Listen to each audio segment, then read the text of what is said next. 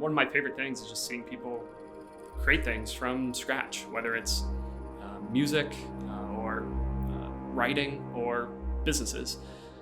But it's often difficult to do that if you don't have the resources or sometimes the experience that you need to be successful. And one thing I've advised a lot of people on as they're really eager to be an entrepreneur is don't be afraid to spend a couple years working in an industry, really understanding the problems that customers in a certain industry might have and refining your idea and building your skill set before you jump in on and try to create a company from scratch. Once you get to that point, hopefully that person would have a lot of firsthand experience of building a business and they could apply those learnings to the company that they're building. But there's also like a great network of incubators and accelerators and people I think who will be very generous with their time and helping people create more successful companies here in Columbus.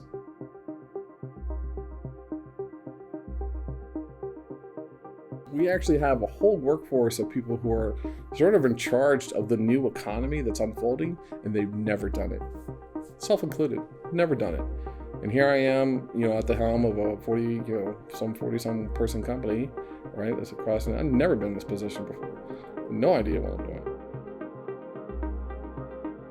We're proud that entrepreneurs are able to close these rounds, but there's still a sizable capital gap. We need more consumer startups, even from different investors than ours that are in the ecosystem, that can generate a positive return to kind of get the flywheel going. I feel like we have a very organized structure around startups. And I don't know if structure is good. We have good, stable companies, and I'm confident that we're going to continue to be successful. And I want us to be a part of that Columbus startup story. It's just exciting to see the collaborative nature of the community investing in the work that we do to help raise the awareness that we're now getting. We should have a lofty goal collectively.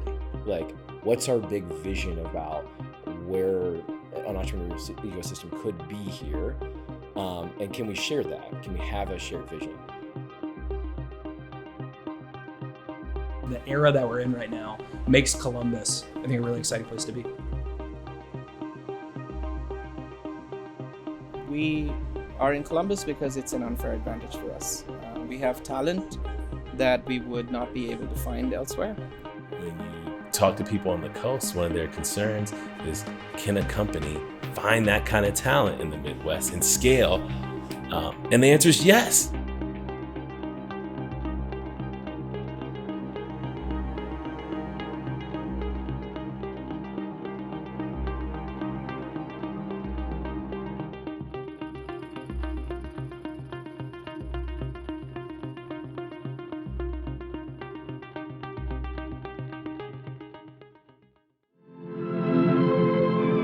Columbus, Ohio, Test City, USA.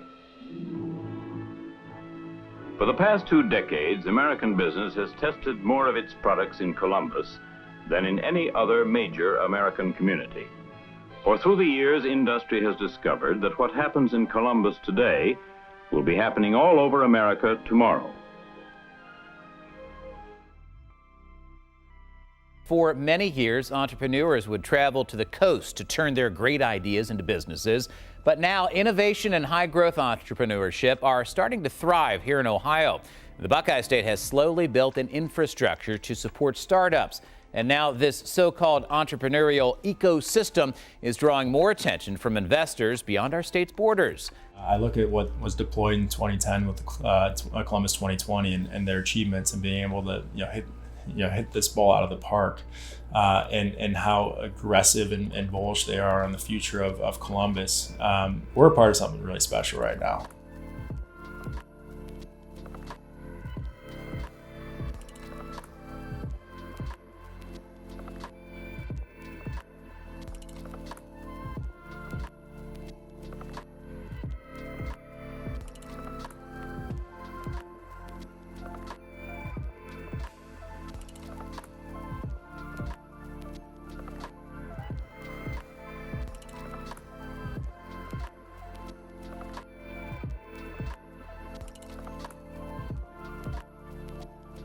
very proud of the success of Root Insurance and CoverMyMeds, and we believe there's a bright future for entrepreneurs in our city.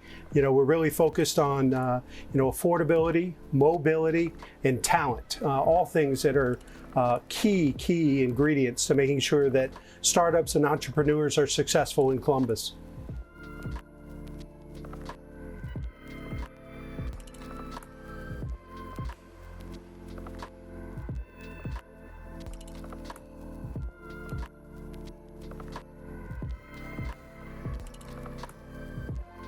We get so many inbound calls now from investors or investor networks or programs that are focused on investing in the Midwest, and they all have the same question, like, what's in the water? What's going on there?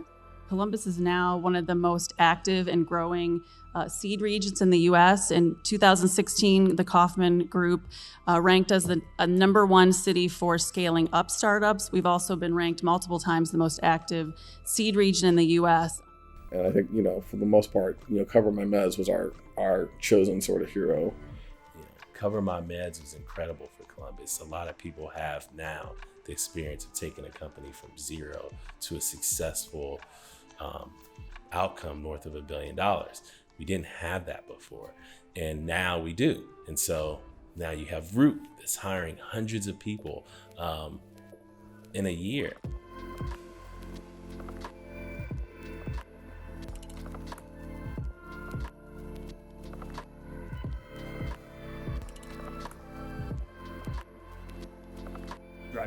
Drive Capital. I think when Drive Capital came to town, it was a different level of thinking. It was unicorn status. It was makers of industries and markets. We've kind of come on the scene and said, hey, you can build world-class tech companies here in Columbus. You do not have to move.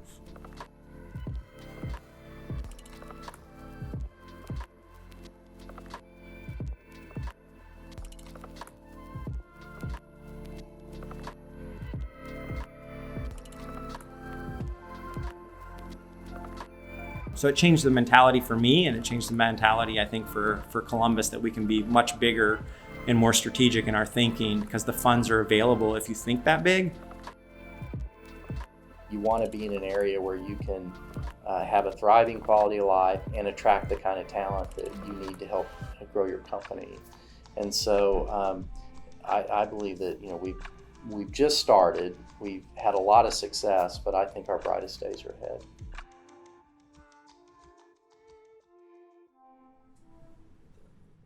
Well, I think the good news is Columbus knows they're onto something, and that the world's really changed over the last 8 years. We've got a lot of momentum in the tech community.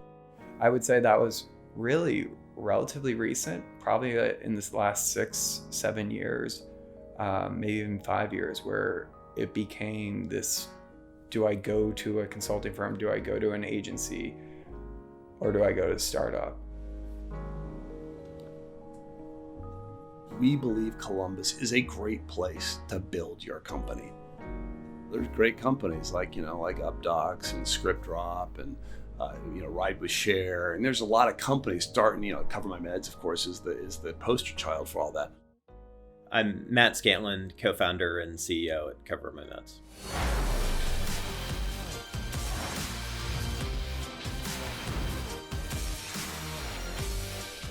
I was born and raised here and went to Ohio State. Many of the folks at CoverMyMeds call Columbus home, and it's been a great place to build a business. We started in 2008, and at the time I was running a consulting company, and my co-founder Sam was our best customer. Sam was at an insurance company at the time. We were developing software for Sam's insurance company, and Sam and our business were really focused on trying to improve the way that patients could interact with the prior authorization process. But no matter what we did, no matter how we improved the system, patients would just get lost in the prior authorization process. And today we know that historically is a problem that impacts more than 200 million patients a year.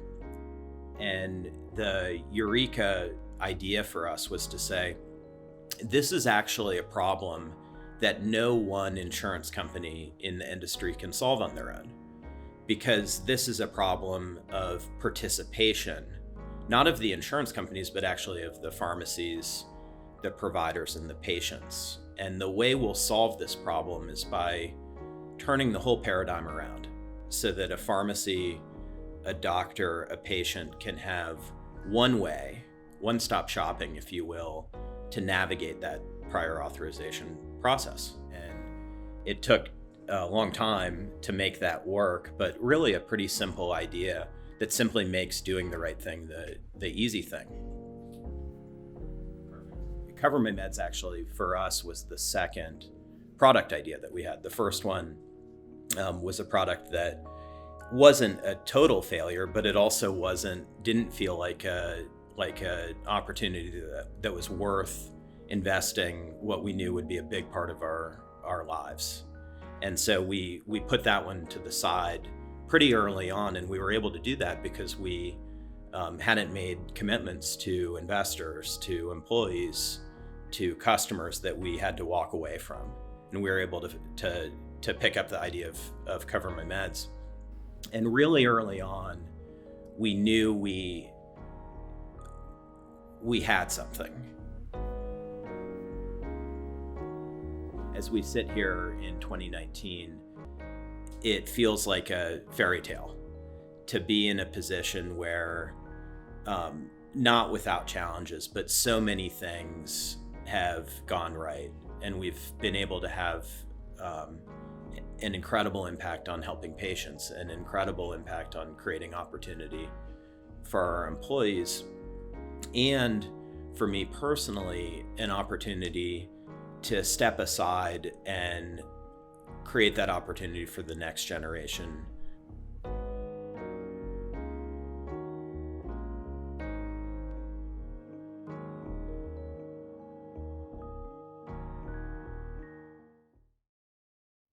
My name is Dan Rockwell. I'm CEO of Big Kitty Labs. I build things here in Columbus.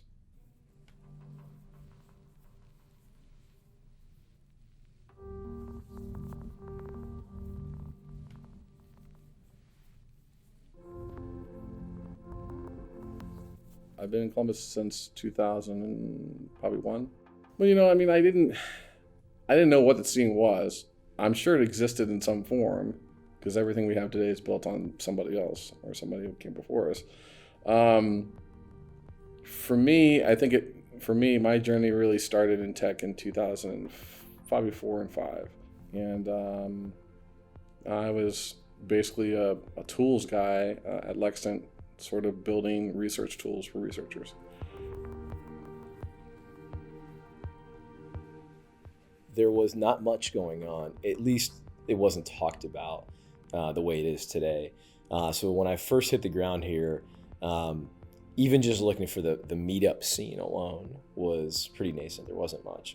And Ben Blancaro was beginning Tech Life, and other people around were supporting that. So I remember very, very much going to one of the first Tech Life meetups and standing on a chair and saying what I was doing next to the guys from Tubula and a couple of these other early, internet startups. But there wasn't much going on at the time. And, to credit Rich Langdale and those guys, they were beginning the fund. So there was some conversation, but there was no Drive Capital at the time. There was Tech Columbus, not Rev1 even. So it was early.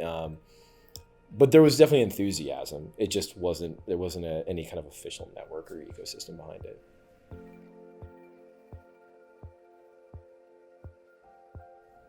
It was a energy that had developed in that short period of time, where in 2005 we were comfortable being considered just Columbus or a just a Midwest town that is fine for us.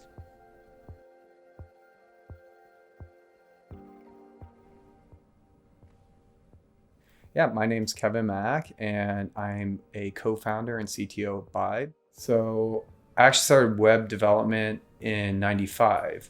So I started my first business in 98, which was to make websites, like the classic take a brochure and put it on the web. in the early days of the web.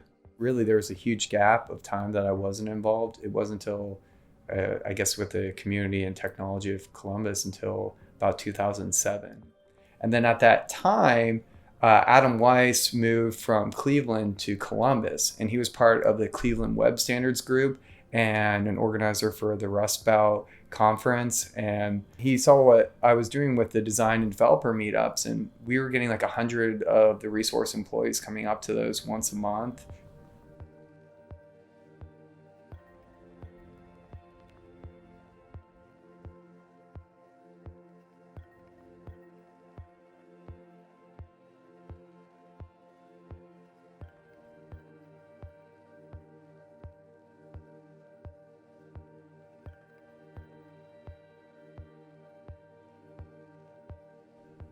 And he literally asked me, he's like, have you ever thought about doing this publicly? And I said, no. And he's like, well, maybe we start something. And then we were like, how about we create this? And it became the Columbus Web Group.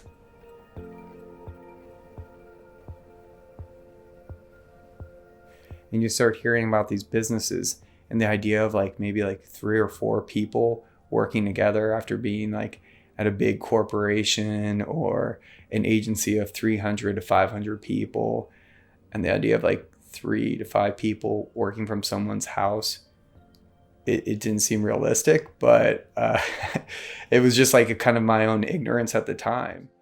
I would say where I first really like came to like the term startup and started referencing that was probably like the startup weekends and events like that.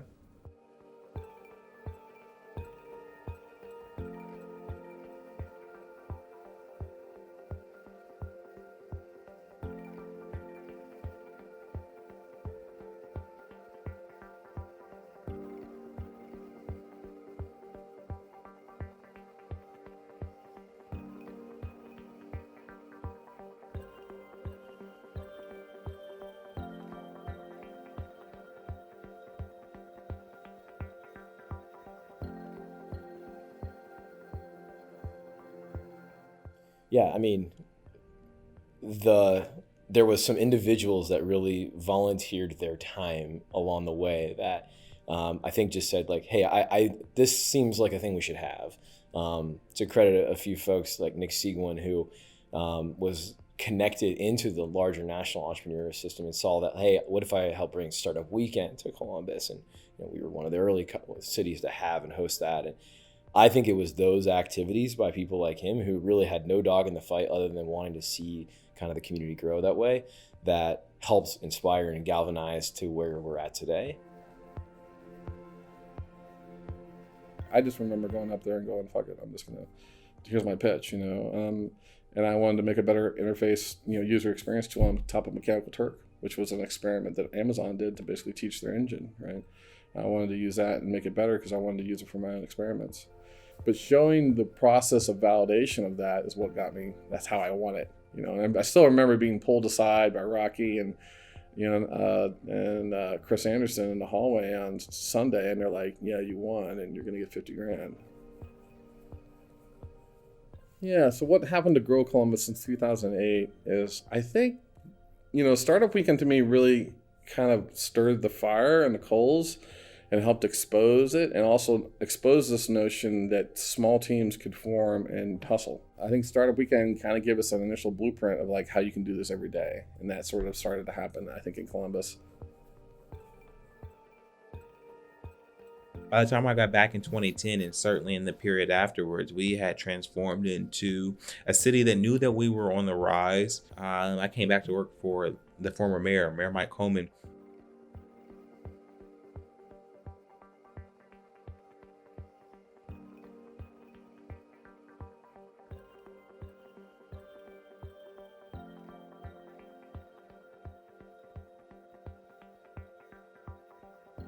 But realized what he was doing was encouraging this humble Midwest town to really change how we thought of ourselves and to really become the ambassadors for this community that we so desperately needed if we really wanted to experience the growth that is to come now.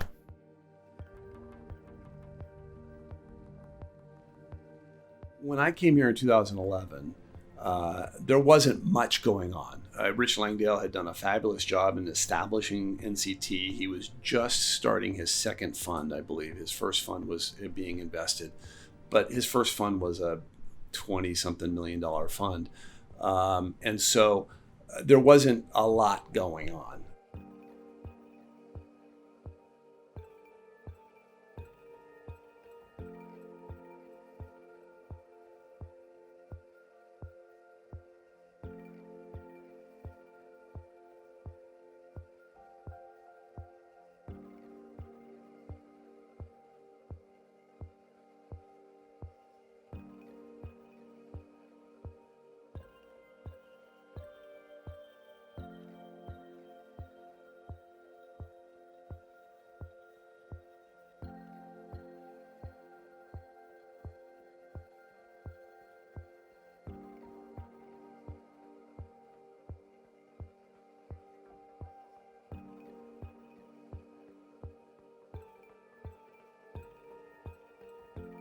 In the past, when I got here, everyone kind of wanted the government handout. You had the whole third frontier thing. You had the ESPs. I mean, Rev1 then was called Tech Columbus, and they were basically a facilitator of government funds. And then, thank goodness that Tom Walker came in and changed that whole place and has done a fabulous job since then. And so I think the fundamental difference is the attitude has changed, which I think is integral to actually getting things done. I thought it was a good opportunity to get into venture at that time. Like, I wasn't looking for a job in venture when I met the team at NCT. The firm was only focused in Columbus. Like, Fund 1 was I think there was one company that the fund invested in outside of Columbus. The ecosystem was smaller. We hadn't yet had any big wins in recent history. This is before CoverMyMeds or Root. I think Drive was just starting their fund then. And so the ecosystem had a lot of raw talent. There had been some groundwork laid over the past few decades to get people the basic skills needed and awareness around basic startup methodologies like lean startup and things like that. But there was an opportunity to go from good to great. There hadn't been any great companies built in the past decade or so. There weren't any firms that had any scale. And so, yeah, it's nascent. The Valley was really taking off. Obviously, it was taking off. New York was the other big sort of landscape for it. Boston. And then, we were sort of fighting the flyover, aspect. It was interesting. When Brian Cummings kind of came to Columbus, you started to see a lot of principal players get placed in Columbus.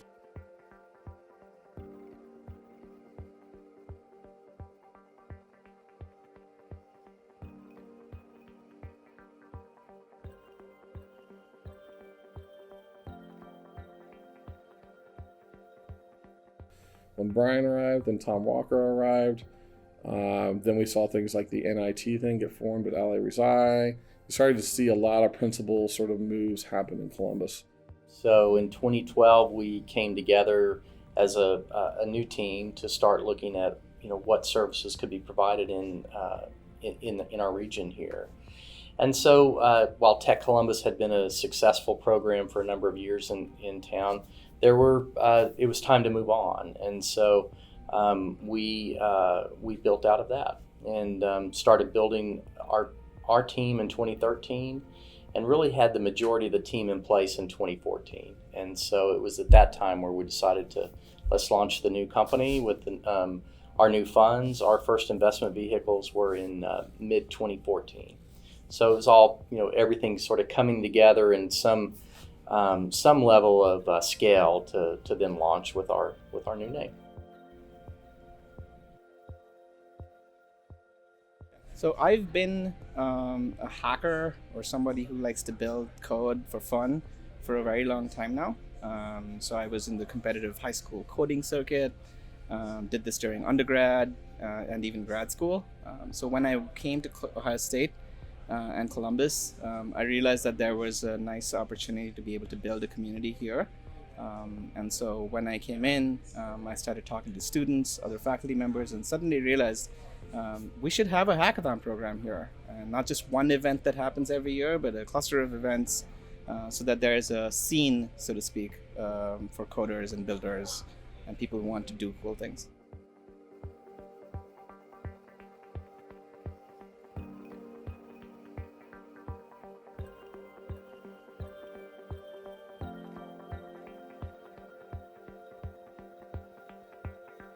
So we went from buying a 100 people pizza in 2013 in the basement of the 18th Avenue Library to 200 the next year to 500. We grew out off the library into the student union.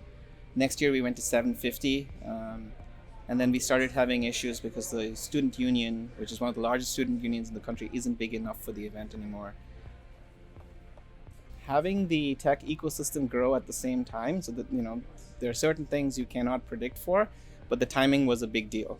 So having the entrepreneurial, the startup ecosystem grow at the same time as Hack Ohio's growth was a very, very big deal. We had 2 sponsors in the first year. Now we're looking at 25 to 30 sponsors, all the way from large corporations such as JP Morgan Chase to even the smallest startups.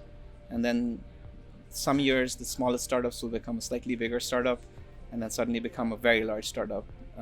And so seeing the growth of these sponsors is also kind of amazing as well.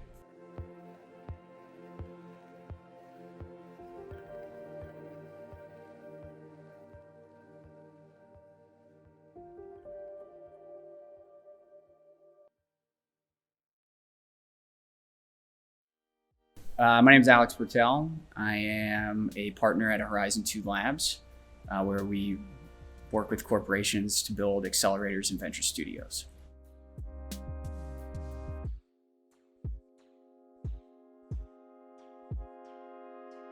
First accelerator started, I want to say about like 10 years ago, was a state-funded program called 10X. There were 4 classes.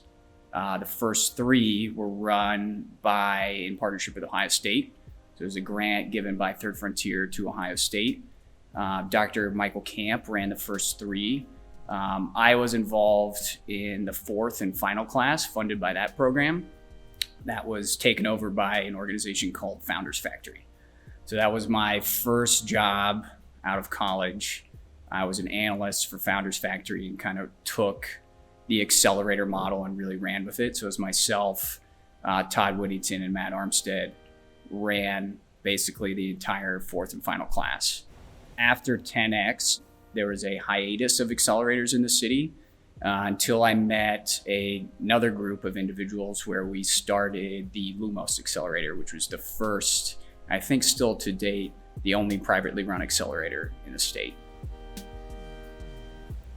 The accelerator landscape in Columbus has evolved. I mean, we don't have the Y Combinators or the Techstars that have come here. They've certainly, because of what we've done over the last decade, and a huge credit to Alex Bertel and Todd Whittington, and I've certainly been involved and others who have been involved.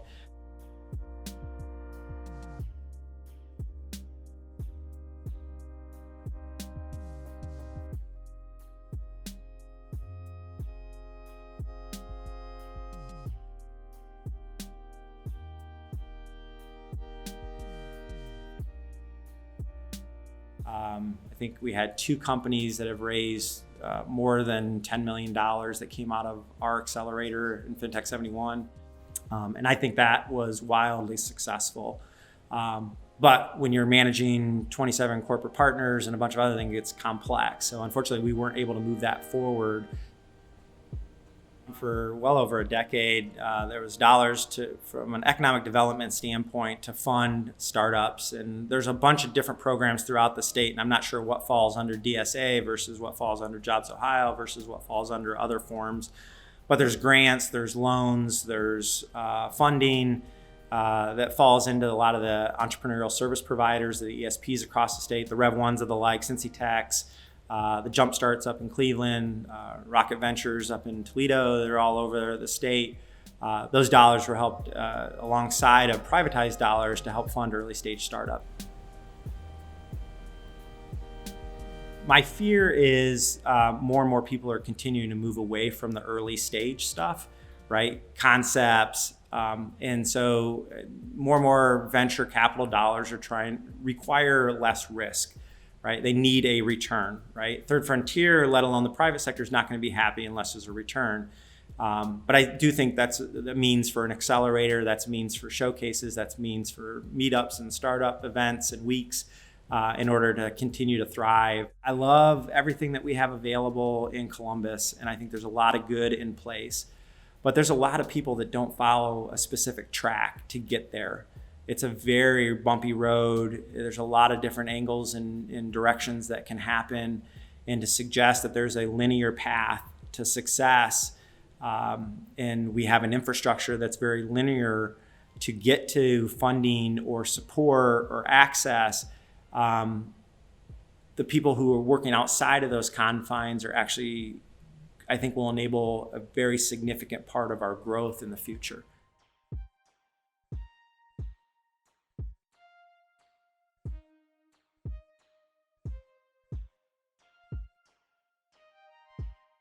My name is Nick Potts. I am the founder and CEO of ScriptDrop. ScriptDrop is a prescription delivery solution for pharmacies across the country.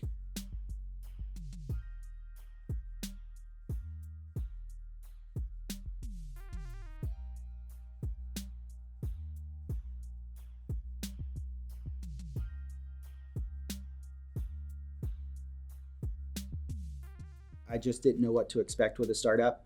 So I wanted to get my personal burn down to effectively zero. So at the time, my wife quit her job. I left CoverMyMeds. We emptied out our 401ks and all of our savings and moved to Nashville in a travel trailer in my parents' backyard. The big thing that I had to learn when I first started ScriptDrop wasn't healthcare. It wasn't pharmacy. It was kind of raising capital, managing investors' capital once you did take on those investments, and just doing that the appropriate way. So really leaned on some of the early investors that I have to ensure that I was doing that properly and making sure that it was sustainable for future investors. One of the early checks into ScriptDrop was an angel that was one of my former clients. Also Jumpstart Foundry in Nashville. So they at the time were more of an accelerator model. Now they've experienced really extreme success and they manage $100+ million in Nashville. And then really quickly after that was Rev1 Ventures here in Columbus, Ohio. I'm Tom Walker. I'm CEO and president of Rev1 Ventures. And I'm Christy Campbell, COO of Rev1 Ventures, and I focus primarily on our programs and our partnerships to support entrepreneurs. Rev1 Ventures is a startup studio, and what that means to us is that we're an investor that provides a lot of services to startups in the region to help them grow. And we've become one of the most active venture funds in the country. So, we grew out of the resources of another company. So we grew out of what was then Tech Columbus. And so I was recruited to town to build a new company out of those assets. And for me, my career has always been focused on that 1-2 punch for entrepreneurs, so the services with the capital. So I've just always believed that at the earliest stage, which is where we operate, having those two combined is what really helps these entrepreneurs grow and thrive. So from day one, some version of that was always going to be part of the design of what has now become Rev1. And we've really built those services over time, and I think that's why now there's this culmination of the studio as more holistic. I think people are, it's much easier for them to wrap their minds around what it is and how it works with entrepreneurs because each of the pieces has come to fruition now.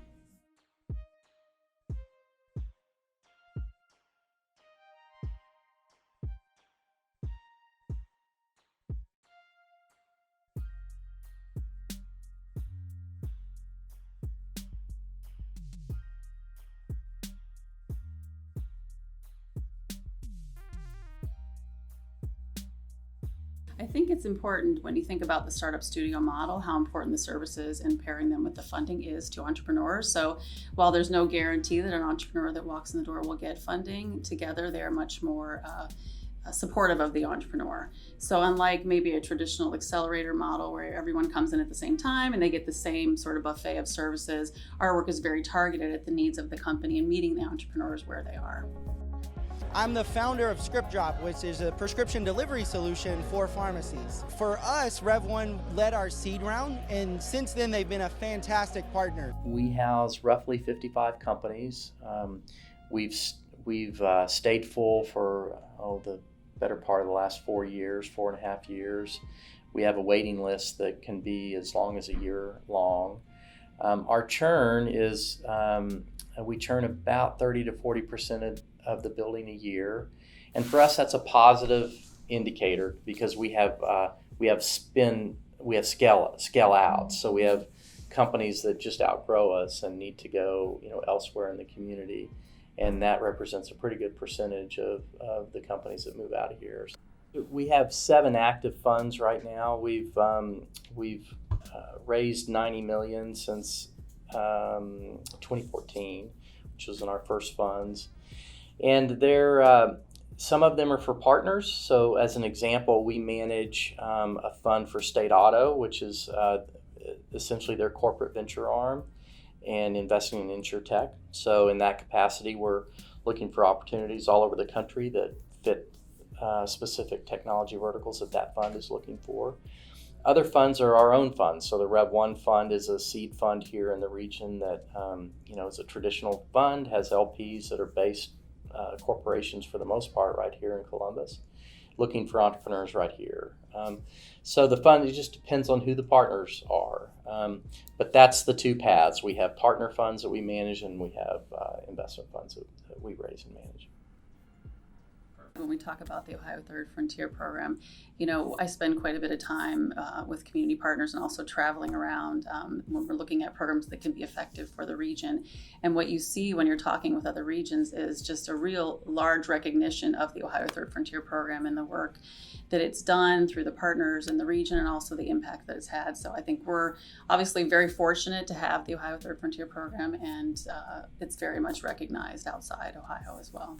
Yeah, one added element of Third Frontier that isn't recognized is, and what makes it different from other state programs in the U.S. is the requirement to bring private sector along with you. So anybody that accesses a grant from Third Frontier has private sector in the region matching them, and you don't see that in a lot of states.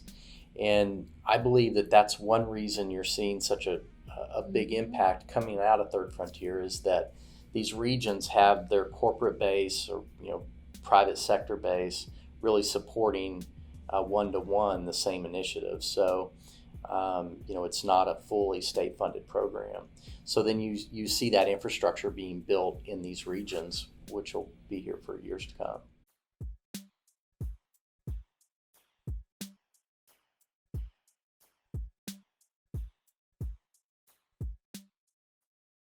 My name's Seth Miller. I'm working on RapChat. It's a mobile app startup, music-based social network. So we enable anyone around the world to create music from their phone and share it with their friends.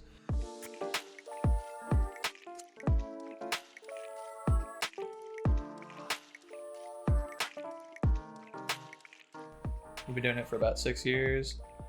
Headquartered in Columbus, have about 8 people. Raised $2.1 million so far, and then we're gearing up to raise a Series A here next month. So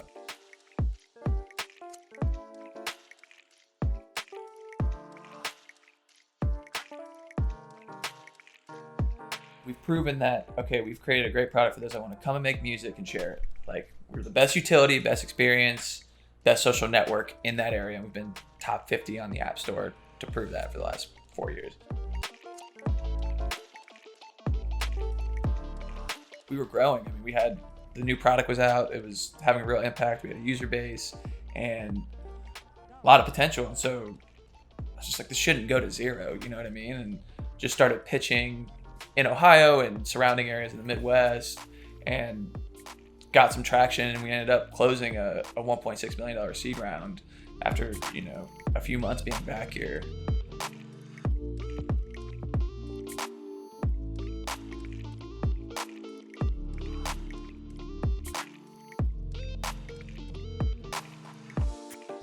yeah, it was really awesome being able to get the conviction of not just like a couple investors, but we had like 16 investors syndicated in our first round, and angels from the city or angels from Chicago and smaller funds in Chicago that are strategic. Like, we had a really cool base come together and support a Midwest consumer startup that makes no money, which is like pretty crazy. Like, for a lot of people in our first round, we were their first consumer check. My name's Dawn Dixon. I'm the founder and CEO of Popcom, and we're an automated retail technology company with a software and hardware solution for self-service retail. So basically, we make vending machines and kiosks smart.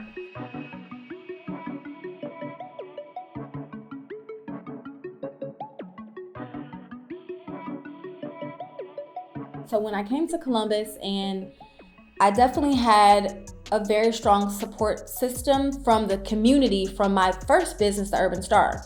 And a lot of people knew me because I used my business, they used my website, and I was pretty well known. You know, I knew a lot of people. And a lot of people were saying, you know, there's money in Columbus. Columbus, you know, everybody wants to be the Silicon Valley of something.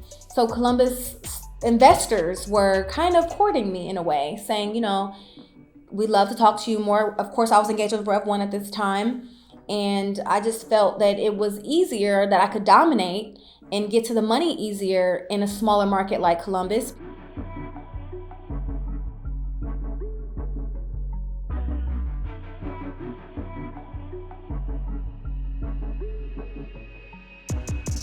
And you know how the community is very cliquish. So once one investor is on board, they're all on board. So almost, you know, all the investors were in that round. And that's what made me move back, was really the money and the speed of getting the money.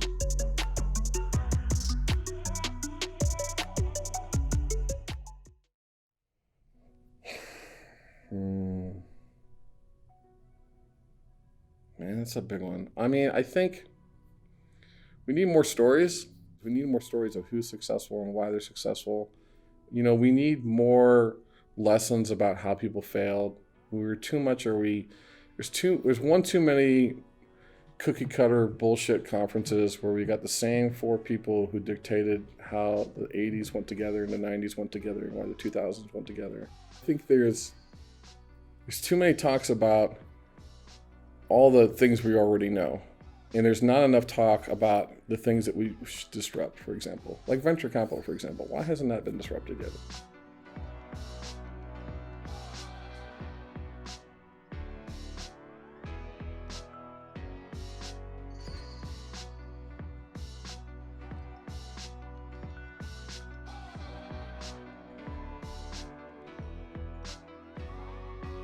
I think, you know, a lot of these principal players get pulled into the bigger things like Venture Ohio, all that kind of stuff. Those things were good to have, but they also helped create these classes of people that you could either touch or not touch. For the most part, though, our programs and the accelerators are all supported by government money. That's not a model for success in other parts of the country. Not to say it's not the right way or the wrong way. There's pros and cons to this public-private partnership that Ohio has kind of made.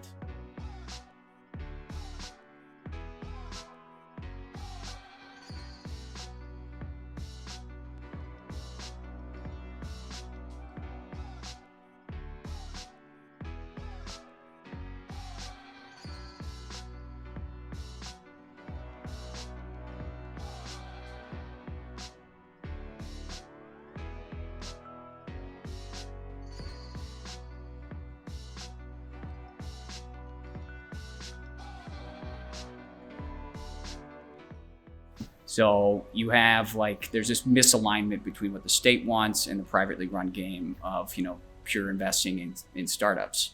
So, there is a byproduct though of economic development that is aligned, that both mechanisms do share.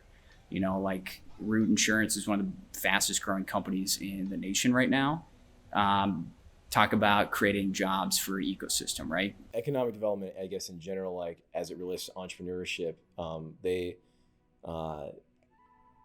not simpatico from the state's perspective of metrics on creating jobs. positive outcome of potentially an entrepreneur starting and growing and then creating jobs is great, but no entrepreneur that I know of starts a company to create jobs. I would say that the reality of the funding challenge is that we have still consolidated and gatekeep a lot of the early stage funding in one or two places. So when you get a no, oftentimes you're then getting a no across the board.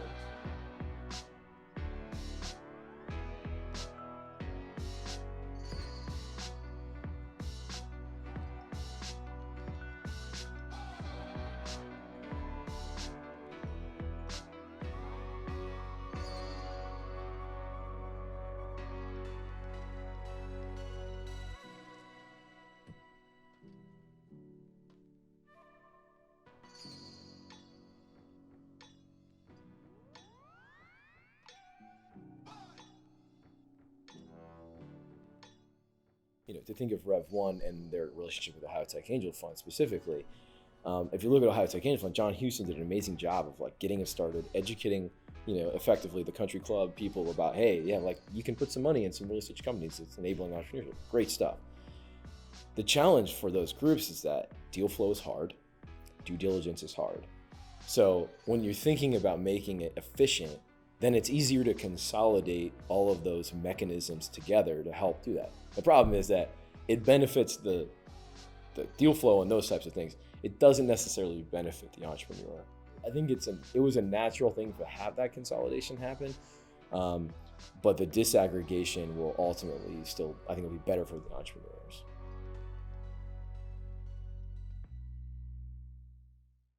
I came to be in Columbus because unfortunately I'm a friend of John Kasich's. John and I go way back. I've known John for now almost 30 years, 25 years. And when he was thinking about running for governor in 2010, we chatted about it quite a bit. And when he won, he said, Mark, I really need your help. I'd really like you to come and help me privatize economic development here in the state. And I hadn't really done public service before. And I felt that I should do that. My partners at Sequoia Capital were open to me taking a 6 months leave of absence, and that's what I did. And that was almost 9 years ago now. So I came here really to work with the governor, help him start Jobs Ohio. And through that whole period, I kind of fell in love with Columbus and with the Midwest. Everyone in Silicon Valley, they understood why I came here the first time. Okay, the folks in Silicon Valley understood why I came here the first time, because I was helping out a friend. It was a 6 month kind of gig, and that turned into a couple of years. That was understandable. When Chris and I basically sat down and said, no, we're going to start a venture capital firm in Columbus, Ohio, the folks on the coast and primarily in the Valley thought we were nuts. Literally thought we were certifiable. The Midwest was where venture capitalists go to die. It wasn't, an emerging, amazing kind of place. And so we obviously believed the exact opposite of that, but they really thought we were nuts.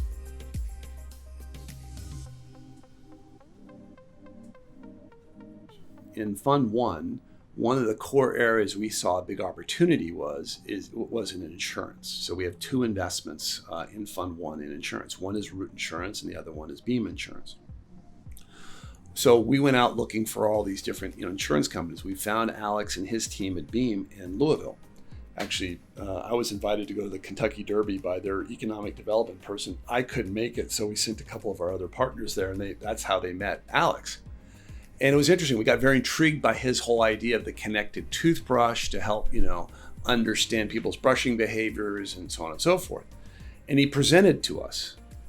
And we go, Alex, that's kind of interesting, but I don't know how you can build a huge company on a connected toothbrush.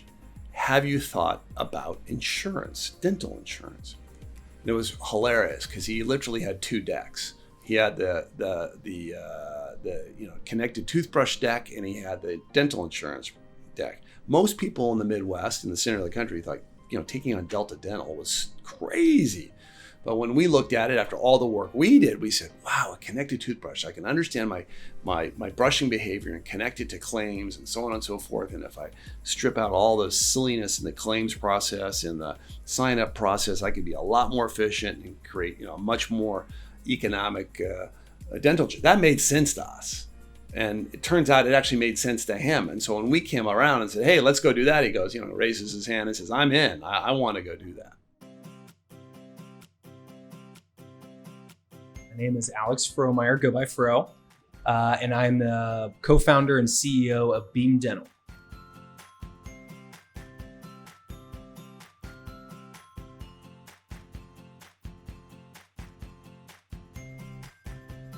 The company was founded in 2012 in Louisville, Kentucky. Grew up there, grew up in Kentucky, met my co-founders there, went to school there. And so from my perspective in my mid-20s, let's say, that was my place. That's where I planned to live, had no plans to change what I was doing, how I was doing it, and where I was doing it. We're in kind of the spring of 2014 without a clear path of what to do next. Drive Capital had just started maybe the year previous in Columbus, but totally off our radar at the time. We found out about Drive because a couple of our angel investors found out that this new venture capital group that was exclusively focused on investing in companies in the Midwest was coming to the Kentucky Derby. We found out they were going to be at a brunch or a reception ahead of the Kentucky Oaks, which is on the Friday before the Derby. And anyway, some version of a pitch happened at that brunch, and I ended up coming up to Columbus sometime in the summer, probably in June or something of 2014. That pulled our Series A together, and we ended up moving the entire business, which was just essentially the co-founders, but we moved the business in mind share and in physicality to Columbus in 2014. So there's real venture capital here. Drive Capital obviously being the biggest and best example of this, but not the only one either anymore. And I think there's ultimately going to be more funds on the way, both large and small, over time. However, there's not necessarily competition of capital to make it as founder friendly, and being able to make a market is not fully matured inside the walls of Columbus itself. What we chose to do was to leverage Drive Capital's connections and the interest in the business that organically existed, and then our network, of course, internal to the business, to find capital outside of the region, really.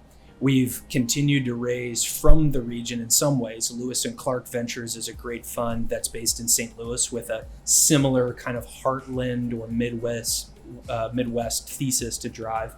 But we've also raised very, very traditional West Coast capital in Kleiner Perkins, which is the most traditional West Coast capital there is. If I can kind of walk outside my front door and have Series A, Series B, Series D, Series X capital competing for the best in class companies, that's the best case scenario. But if you have a great institutional capital partner like a Drive, it does allow you to go into other great institutional firms with the backing of a partner that can help scale with you at every stage. A truly mature ecosystem is going to have multiple firms of Drive's size and sophistication competing for investments in businesses in Columbus and in Ohio. Why? Because it gives a sense of momentum to a company that deserves to be venture backed and can check those boxes. Because if I don't do the deal, the other one's going to do the deal, or there's 5 of us all looking at the deal, and that's a good thing for the market.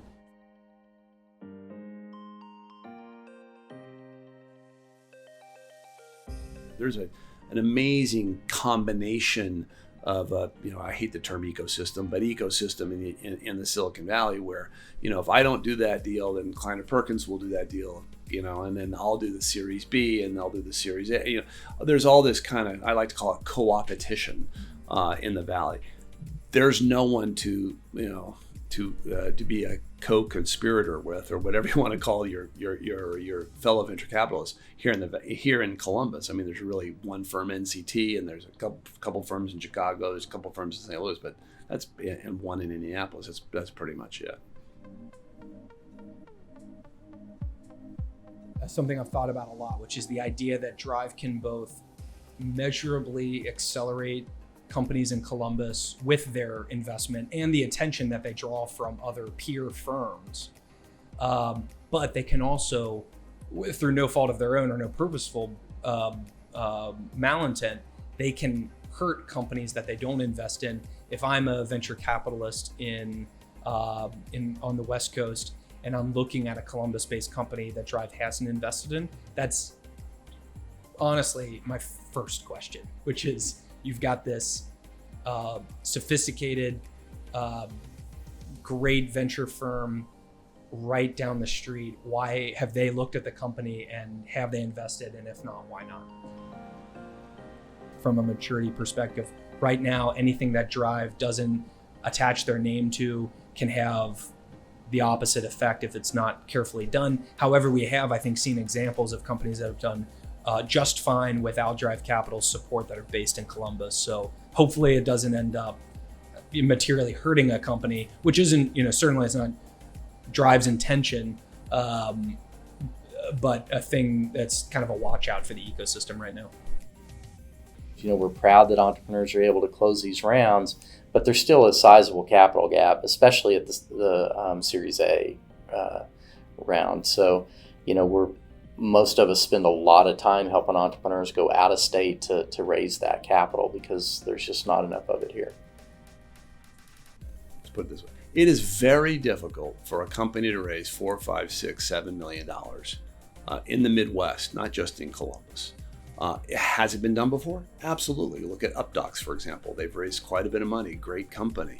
You look at some other companies here locally that CoverMyMeds is a great example of a company that raised a great deal of money. But it's the exception more than the rule. So 9 times out of 10, those guys have to move to the coast if they don't get money from a firm like Drive's.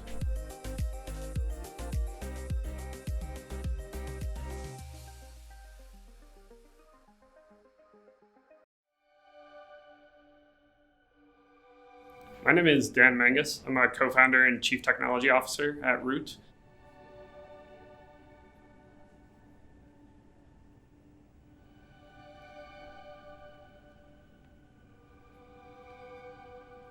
I manage our software engineering team here, which is responsible for building the entirety of the technology that's necessary to power our business. Root Insurance could save you up to 52% on your car insurance. Here's how it works. Root uses an app to base rates primarily on how you drive, not who you are. Since we don't insure bad drivers, you don't have to pay for their accidents. With Root, everything is in the app, from your policy to claims to repairs. Drive's vision of the opportunity that was available to build companies in the Midwest, combined with what we talked about earlier, where it'd be difficult to build a company like Root, being a licensed insurance carrier in another state. The combination of those things, I think, is really what makes me confident in saying that Root wouldn't exist if it wasn't for Drive Capital. I think vision also for the need in insurance to have better technology, more innovative pricing models powered by data science is a big part of what we've been able to do in creating the company. So Drive has been a great partner. They invested at Root from the start, and this isn't the kind of startup that you can really just start with 2 people in a garage and no capital. Building an insurance carrier is a very big undertaking. We maybe could have pursued a path where we didn't go straight towards becoming an insurance carrier and tried to build some technology, but I think that would have been a challenging path to success and ultimately may have resulted in Root not existing today. So Root is really only here. The auto insurance space is only being transformed because of Drive Capital. And so in our research on both the insurance market map and our unstructured data market map, we started talking to a whole bunch of insurance companies. All the insurance companies were saying, no, we're fine. We don't need that. Our systems work. And yeah, that's really cool. Maybe in 10 years, so on and so forth. Well, along that time period, we bumped into Alex Tem, who was an actuary at Nationwide. We were actually talking to him about joining Drive. And then we exposed that idea to him. We said, we really think, these new technologies and these, everything from the mobile phone to unstructured bases you could reprice insurance totally differently. He goes, oh, thank goodness I found you guys, because I think the exact same thing. And he basically said, I'm not, it'd be interesting to join Drive, but what I really want to do is go start a new insurance company that uses today's technologies to underwrite risk in totally different ways. And basically, so we wrote the first seed check for him. We found Dan Mangus, paired them together, and the rest is history.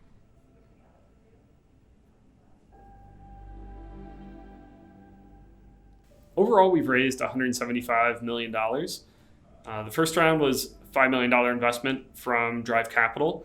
As we progressed beyond that point, it was a little bit challenging to start to pull in investors from the coast and talk to them about what we're doing, especially when we're small. Had questions around the availability of talent and building a technology company like this in the Midwest. The hardest part of the deal, therefore, was the challenge that Drive gave us, which is, here's a bunch of data that we've collected, because of course they were also an earlier stage version of themselves, figuring out which pockets of the Midwest were the most kind of investment worthy, or where the most venture backable businesses were being built, and the scalability of those ecosystems as well. And so ultimately the bet was made on the back of a belief in talent.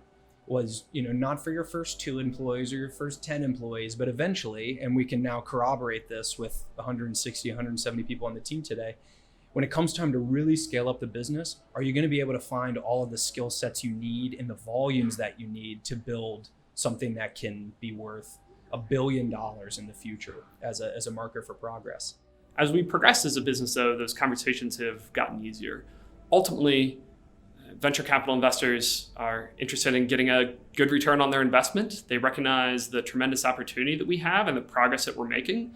And given our growth, given our business results, it's actually been fairly easy at this point. But there was that point in the middle where it was fairly challenging, where we didn't quite have the growth yet, we didn't have the numbers, and we really had to sell the idea behind the business and basically the conviction that this company could be built here in Columbus.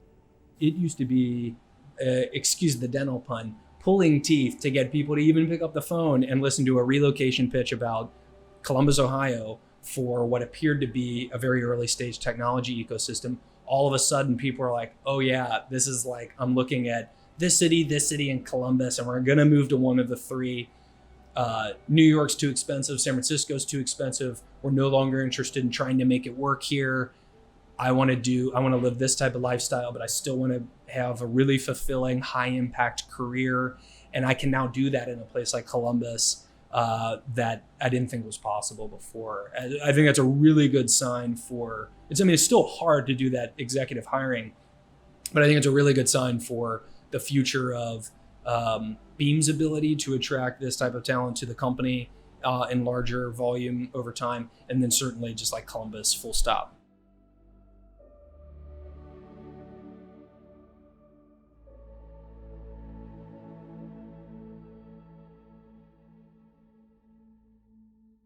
My name is Igor First. I'm CTO at MobiKit. Well, my wife and I were living in the Bay Area about 5 years ago, and at some point we just realized it wasn't the place for us. We were looking for another place to move to, a place where we'd be comfortable settling down. And we're both very quantitative, analytical people. There wasn't an obvious place for us to go. So, we just started with like a blank sheet of paper and just wrote down all the things that were important to us, and tried to come up with, candidate cities that might fit the bill. And we're looking at all kinds of different things. We're looking for a mid-sized city with a good economic opportunity, but it had the quality of life that we're looking for. At the end of the day, Columbus was it was the place that was most appealing to us as far as a place to live, and the job opportunities here seemed the most promising. So we just went for it. But from that perspective, it hasn't been a letdown at all. In fact, we were validated in terms of what we were looking for. Things are different, right? Like there are some things the Bay Area has that nowhere else has, right? But those aren't always the things that people think, right? So for example, there's plenty of technical talent here in Columbus. And I learned that very quickly. That was actually the thing that I was naively most scared of, right? That like you leave the Bay Area and the technical talent is just not there. But that hasn't been the case at all. We kind of had the long game in mind when we moved here, right? You have to consider places like Columbus as part of a trend rather than, look at them in a snapshot, right? Comparing them to what the Bay Area is right now. I think it'd be healthier to compare them to what the Bay Area was, like several decades ago, right? I think that's a healthier perspective. Well, I mean, what makes great technology startups or great startups? Number one is talent. It's so funny. The folks on the coast really think talent is only on the coast. I guess they all want to have a tan or something, but talent is found everywhere, and there's amazing talent here in the Midwest and in the Columbus area specifically. And what's interesting about Columbus, people don't realize there's a ton of knowledge workers here. So you have folks that, JP Morgan, Nationwide, L Brands, Huntington Bank, Cardinal Health, AEP. You just got a ton of knowledge workers. And that's what you need to build technology startups. I mean, my understanding is JP Morgan has 6,000 engineers out in Polaris. Nationwide has thousands of engineers here as well. And then in addition to that, we're central to a lot of fantastic schools. Of course, OSU, Ohio State, but also Carnegie Mellon to the east, Purdue to the west, and that school up north, University of Michigan up to the northwest, and then not too far away from Northwestern. Many phenomenal schools. So you have not only access to working talent through the knowledge worker base, but you all have access to world-class students coming out of phenomenal engineering-oriented schools as well.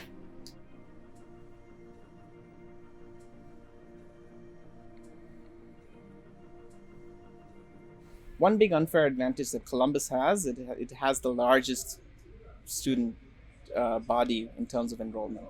And if you add on the Ohio One network, which is all of the schools in Ohio outside of Ohio State, and then the fact that some people transfer in and out of Ohio State, this represents a ridiculously large tech elite body, if you want to think of it that way. And then when it comes to training, our different departments, not just computer science, all of engineering, and then all of liberal arts, which is a very important part when it comes to the entrepreneurial ecosystem, and then business, and so on, are a critical tactical advantage for the city. So being able to hire out of this pool is a huge advantage.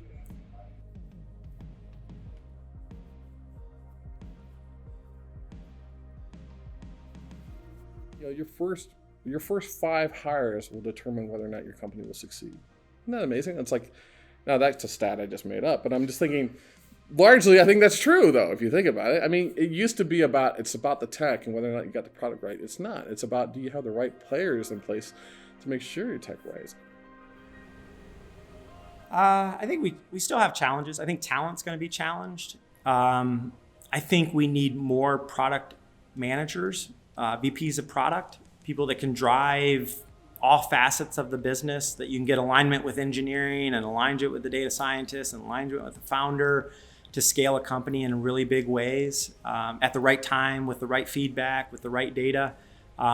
That's critical, and those are hard to find resources. So we might have to recruit from outside or find a way to develop those resources here locally, which I don't think are being addressed yet today. We have so many people who are CEOs and have never been a CEO before. So we actually have a whole workforce of people who are sort of in charge of the new economy that's unfolding, and they've never done it. Self-included, never done it. And here I am, at the helm of a 40-some person company, right? That's across, and I've never been in this position before. No idea what I'm doing. I think one of the most important things that we do is look for the very best people that we can possibly hire. When you think about it, businesses are really the result of the cumulative decision-making of everybody in the company. And we want people who can come in and make those decisions. There isn't an operational playbook for building a car insurance carrier where we just need somebody to come in and follow some instructions and we'll be a successful company. We have a lot of ambiguous problems that are very difficult to solve, and we need people collectively across the company figuring out how to solve those problems, which ultimately means getting the best decision makers that we can get, the most capable, exceptionally talented people in roles across the company, is the most consequential thing on our success over the long run. We've had great success in hiring all roles in Columbus. We have an 85-person engineering team, a fairly large product function, product designers, Some of those roles have been challenging to fill from people locally, mostly because there aren't a lot of companies in Columbus that have built these types of products before, or built this type of technology that's scaled to the extent that we've had to scale our technology, which means it can be a bit challenging to find people that have that firsthand experience with having done this before. But we've had enough of those people to put into leadership positions that have really gotten us to where we're at today. And we're growing a lot more of those people internally. One of the things that I'm most excited about is, as I think a few years down the road, I realize that we're going to have hundreds of software engineers that have the firsthand experience of building a highly scalable software platform. And that's something that I hope they'll take and apply to other experiences, startups, and opportunities here in the future right here in Columbus. We've relocated quite a few people to Columbus, and that's been helpful. It's great to pull in people that have a wider diversity of experience, different perspectives that they can contribute to building the team, especially when we're solving such complicated problems. We don't want 5 people all working on a problem that look and think exactly alike. We want people that can bring a lot of different perspectives to solving those problems, and recruiting people from outside Columbus is a great way for that. The majority of the talent we've found right here, but we've brought in some really great people from outside the city too. From a talent perspective, because we've had wins like CoverMyMeds, or because IBM has a growing presence here, and Root is scaling very quickly, Olive has been doing some really good things. There are a lot of developers and business development professionals, and there's just talent all across the board. And a lot of people have now the experience of taking a company from zero to a successful outcome north of $1 billion. We didn't have that before. When you talk to people on the coast, one of their concerns is, can a company find that kind of talent in the Midwest and scale? And the answer is yes, we knew that, right? But now we can point to a success story, a company that's heading in that direction of scaling very rapidly in a market, and who knows where they end up, but that's good for the community. CoverMyMeds is the work of a lot of people for I think for our leadership team and what we were trying to become. More than anything at the beginning was a great place to work. We had started the consulting business a couple years before that with the dream of being the best place for technical people to work in town. And we were all technical people, and we said, well, we'll know that when we have our dream job. And what we discovered as we built a nice little consulting business was that consulting is a tough way to become the best place for technical people to work, because it's just a treadmill. Yeah, so at the time when I was at Enterprise, I started getting into the startup scene in Columbus a bit, and started hearing about CoverMyMeds as being one of the best places to work in Columbus. So that's what brought me to apply there. I applied at CoverMyMeds and became a really early member of their pharmacy team, and I worked to build out integrations into pharmacy systems. The company was right around 50 employees at the time, and I had a great experience there. I think CoverMyMeds had passed over 400 people by the time I left.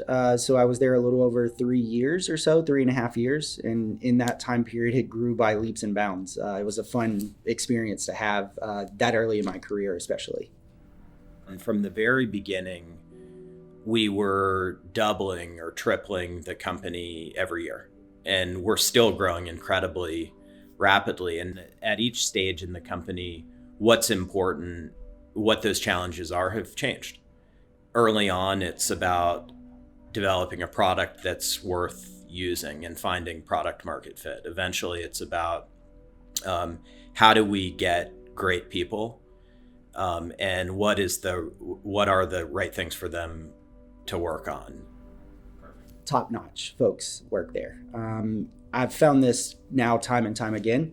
Smart-driven people want to work with smart-driven people. So if you create that core of really smart-driven folks that are kind of your first 20, 30 different employees, they tend to refer their friends that are smart and driven, and it kind of builds from there. So the compound interest of having that really good foundation pays off dividends for years. Yes, I'm David Holliday, president of CoverMyMeds. We're in the process right now of building a new facility over in Franklinton, and we're super excited about the renaissance of Franklinton and the ability to come in to that community and step alongside those folks and be a part of the community. This new facility will hold and support 2,000 to 3,000 total employees. And we're already talking about how we continue to grow beyond that. And as we've continued to grow, we see the opportunity for new talent as Columbus is growing as well. New talent coming into this area, and we're pretty excited about the fact that when we go and do a search for top talent, we're seeing it show up on a regular basis. We're going to be moving to Franklinton soon in that community, and we've been doing a lot of work there. We're building in a community that it will be, hopefully they'll benefit a lot from us being there, and we'll benefit from them as well in the same way. Yeah, so the future of downtown Columbus is really, in my opinion, East Franklinton, right? So East Franklinton, I was talking to somebody this morning about what that is, and that's potentially like a Brooklyn for Columbus, right? East Franklinton's obviously has COSI, and then there's the Scioto Peninsula development, which is over 20 acres. You have Gravity, which already deployed and is now taking on tenants and apartment and condo users. You have Gravity 2.0. You have Nationwide Realty, who owns a significant block of land over in that direction. And I can go on and on. The blocks, and I don't have the exact acreage, but I want to say 80 plus acres of real estate is the next spur of development in downtown Columbus, and that is a connection from Broad Street that's right across the Scioto River that's going to be dynamic.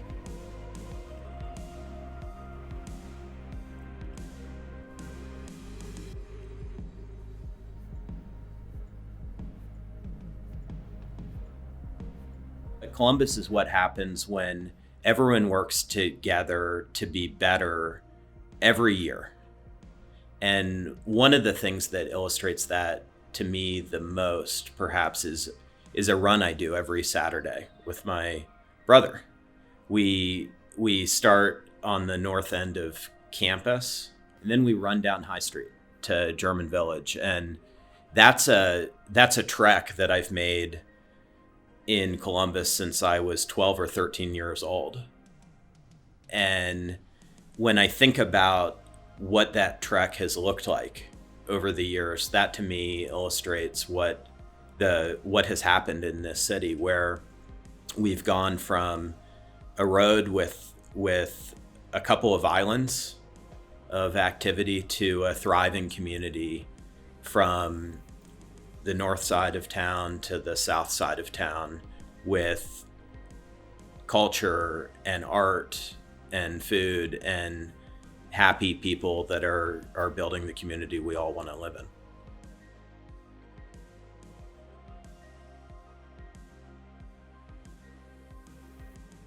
Yeah, I think Columbus is changing across the board, not just as a startup otosystem, right? If we get out of our venture bubble and look around, the real estate market here is booming. The other sectors like logistics, retail, healthcare, they're doing really well. Not just technology enabled companies, other sectors are doing really well. And so Columbus is changing. And if you take a walk down High Street, you see cranes everywhere, and every few months there's a block that looks completely different. And I think it's cool. I say about Columbus that the coolest thing about this city is that we're really cool now, but we're still a blank canvas. And so if you are a part of Columbus now, you get to paint the picture of the Columbus 25 years from now. You get to be a part of it in an intimate way. We're going to be bigger. We are definitely going to be bigger. The harder question, or the more aspirational, is how will that grow? What will that growth look like? My hope, my dream is that that we do growth better than any other community in this country has ever done it before, or we do it in an equitable way where the folks moving in are viewed as assets to the folks that have already been here, not as displacers or as folks that are coming to fundamentally change the fabric of this community, that they are adding to it, that we are really honed in on equity when we say we celebrate diversity in Columbus, we do that in ways that I think folks around the country might not even understand. We host one of the largest pride parades in the country.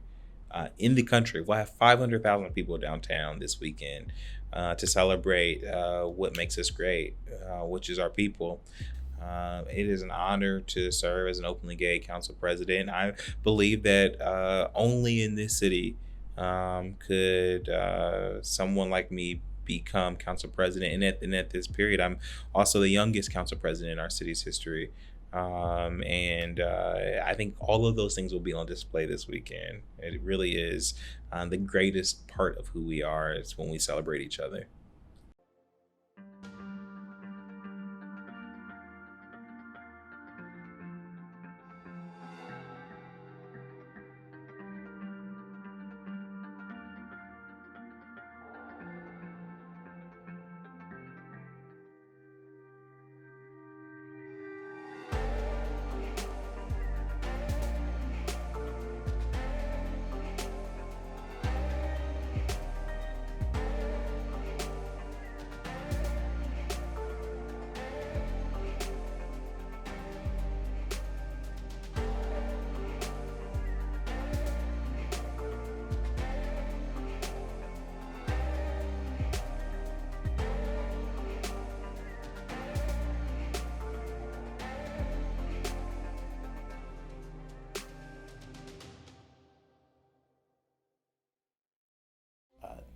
This year, it's a great time to be an entrepreneur in Columbus. There are more resources here for entrepreneurs this year than there were last year. And I said that last year based on the previous year. And I believe it, I'm seeing it. We are very involved in growing those resources. And so we think about it in a couple of areas. The capital. Everyone wants to talk about the investment capital, and it's huge. It's hard to grow a company without it.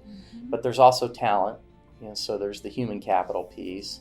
So the work we're doing to help attract more talent to the region and diverse talent so that the companies that are growing here have diverse leadership teams and diverse staffs and things of that nature. Name's Brandon Jones, one of the co-founders of Black Act. Right now, I'm one of the community catalysts in Columbus, just leading a movement for diversity and inclusion. So been doing that for about 3 years now. We got plugged into Rev1. They were an extreme partner for us in the beginning. They supported, our mission. It aligned perfectly with what they were trying to do.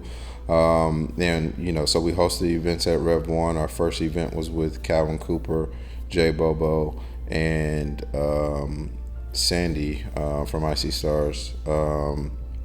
And so we brought them to kind of just bring awareness to the space. I say we probably had about 80 to 100 people to come out to the first event, and it was kind of the same thing for the next series of events. Great experience for everybody there. It was a new experience for them. Teaching them how to network in this fashion around this type of content, I think, was very exciting. There are a lot of people that we talk to, and they're like, why do you have to have a Black Hack organization? Why are you guys talking about diversity and inclusion? Well, because it's needed. If you think it's solved and it's not, then that's probably part of the problem. I'll definitely say the only benefit was the money. I had an expectation of having more support, more mentorship. Columbus is one of the biggest retail centers of America, and I was expecting for my investors to help me to make connections with retailers here. Nothing. But now, in hindsight, that it's been almost 2 years and almost no engagement from any of them, I really feel like I was more like a checkbox. Here's a Black female founder. Now we have diversity. Because I found that when they first invested in me, they put my face all over the marketing materials. And it made me uncomfortable because I felt like I was getting showcased. Because, here's a Black person that we have, because they say we're not diverse. There are some people out here who feel like there's enough resources and tools already, that we have access to the same thing that everybody else has access to, that there's no barriers, and that we're the ones not just going after it. So there's a demographic, there's a notion that there's a demographic of people who have their hands out and are just asking for mandatory, side offs, and that's not the case at all. We're just asking for equal opportunity and equal access to the opportunity. I still think like doubling down on diversity within the ecosystem, and not like hiring another woman, but like truly having people from diverse backgrounds and perspectives. Diversity doesn't mean color, it doesn't mean sexuality, it means perspectives. It means, because if you have, say it's like black and white, but everybody grew up in Hilliard, well, it's still the same perspective. It doesn't matter about the color. It matters about worldview. So I've noticed that there's women in the seats, there's black people in the seats, but they still have a more privileged perspective. And so they're looking at things from that angle. We need people that have been founders before, at the seat on these investor boards. We need founders helping to make decisions for how the money is distributed. I think we need more support, and not just events that highlight the same founders and successes, but events where founders can really talk openly and candidly about struggles that they're facing and get real help and assistance. My perspective is that Columbus as ecosystem is not founder-led. It is rich, white, male-led, state-funded, making decisions to please the state led. That's my perspective, that's my opinion, that's my experience. Lots of positive things about Columbus and Central Ohio in general. It's just we have a lot more work to do. So we have to be much more dynamic. We have to put a lot more ownership and credibility and decision-making in a disparate way with the right people and enable those people rather than it being centralized in some way, whether that's Ohio State or a venture capitalist or a handful of people making decisions for the broader good of our startup ecosystem. We just need to enable more people to do it. And if we can surround them with the support, and it doesn't have to be dollars, it can just be resources and people and time or efforts, we'll thrive. But that's a challenge, right? If we don't open this thing up and add more and enable more, we'll be stymied in our growth. So we have some challenges and hurdles, but we're heading in the right direction for sure. So from the beginning, we've wanted to build a company that would survive all of us and create opportunity for the next generation of people. And when we get to the end of the year, I'll leave CoverMyMeds officially, although I'll always care deeply about the company and the people here and will remain close. And I want to find a way to help contribute to building more great companies that create great jobs and opportunity for people, as well as spend time in our community, contributing to many of the things that make us a great city that has opportunity for people. And I've done some of that over the past couple of years with the Columbus Partnership as an example, or with Innovate Ohio, or in education. And I hope to continue to do those things as well. I feel like the luckiest guy in the world to be able to step away, go do some new things, but also to know that the organization and the people that I care so much about are going to have an incredibly bright future and make a huge impact for the patients that we serve. Yeah, founder-led is, again, I said it's hard, right? Because it's time, from a time perspective alone, it's just difficult, right? But I think the question that we'll be facing this community now, as there are founders and companies that are well-funded, they are very visible comparatively from 10 years ago, is does the community want to put those people out there and ask them to at least philosophically lead what is the things we need in the community? I haven't seen that happen yet, but it's probably hopefully it's just a matter of time where those leaders emerge as the thought leaders of the entrepreneurial ecosystem versus whether it's venture or it's the state of Ohio, or it's like, they're all super important participants. But to your point, founder led. I mean, I am a believer, right? If you look at communities like Boulder, the people that are standing up in front and like cheering on the next wave of entrepreneurs and all of the other stakeholders are usually the founders. And that's even why Brad Feld himself takes a back seat in that community to the founders that are out front. So we'll see. I'm TBD. As somebody who's a part of this community, I feel like I could be a part of the opportunity to really capture something that's really truly special, which is building a city from being spectacular from where it was, but blowing it out of the water for a Midwest city without any water and without any mountains. So, if you're looking for an opportunity to be a part of something really truly special, Columbus is truly where I would imagine you would want to come look. When I talk about Columbus, people have no concept of what is really here.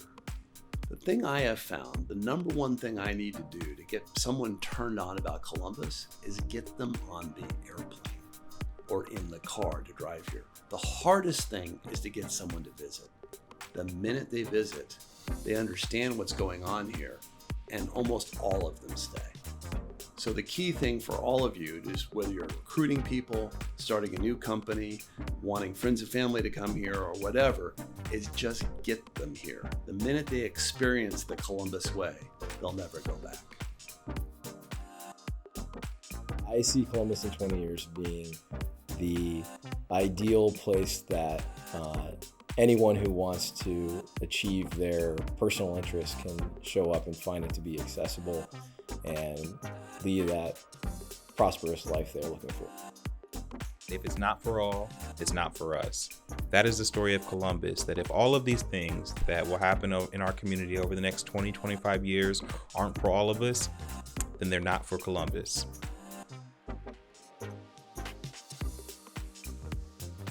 Okay, well, entrepreneurship is one of the most exhilarating and challenging pursuits that a person can have, but I encourage everybody to pursue it with passion and integrity. There's no secret sauce. Just solve hard problems with people you like. I started Beam Dental because there are 100 million Americans that don't have dental insurance. Find a problem worth solving and don't stop until you solve the problem. Start with a problem, build a product that fixes that problem, focus on generating customers after you've built a solution, and don't listen to your parents. Stay motivated. Find the motivation in yourself. Don't ever stop hustling. Believe in yourself. Talk to yourself every day. We played sports, so we're always competitive, but don't be too hard on yourself. Support yourself, believe in yourself, and don't give up.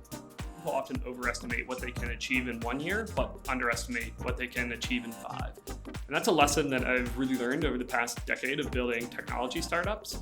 I don't think in any 12-month period at Root, we've accomplished nearly as much as we hoped we would have. But as I think about what we've done over the 5 years of building this business, it's been remarkable. Remember, kids, practice makes future.